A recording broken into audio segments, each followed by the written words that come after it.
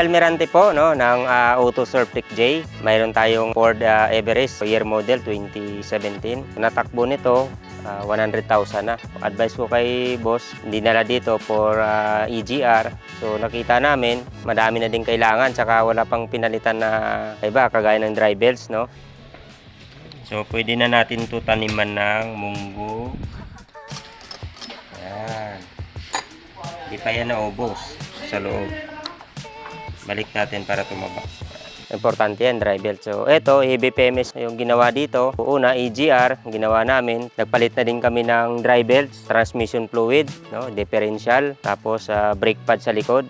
So, bago na yung brake pad. Sinama na din namin yung resurface ng rotor disc sa likod. Tapos, nagpalit na din kami ng brake fluid, coolant, sinama na din, no, mga filter, fuel, saka air filter, no. Pwede na siya, no, pang long drive na kasi halos lahat bago na, pinalitan na. So mga preno bago lahat, no. So, kagandahan nito, no, mga boss, wala namang mga error sa aming scanning nung chinek namin sa scanner. Susunod ni busing na lang ay puro mga fluids na lang, mga change oil na lang kasi halos napalitan na. So ang preno naman, no, check natin ang preno. So in-advise ko kay boss na every 10,000 linis ng preno kasi minsan umiingay din pagka madumi na yung preno. Tsaka yung rotor disc, kailangan din kasi yan, mahasa natin ng liha para yung kapit ng preno ay maganda po, yung lapat ng preno, ng brake pad. Kung titingnan nyo, maganda yung pagkalapat ng brake pad kasi na-resurface na kanina po, napakalalim po nito. So ang kagandahan naman sa mga pyesa na kinabit, original naman po, brake pad original, lahat. Pati yung mga transmission fluid, original. Pati nga langis, Ford talaga na langis ang ginamit.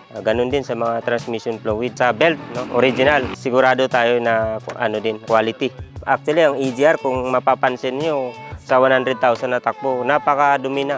Unang linis pa lang talaga to ni boss. Maliban doon, no, chinek naman namin yung mga windshield, mga ilaw, goods naman.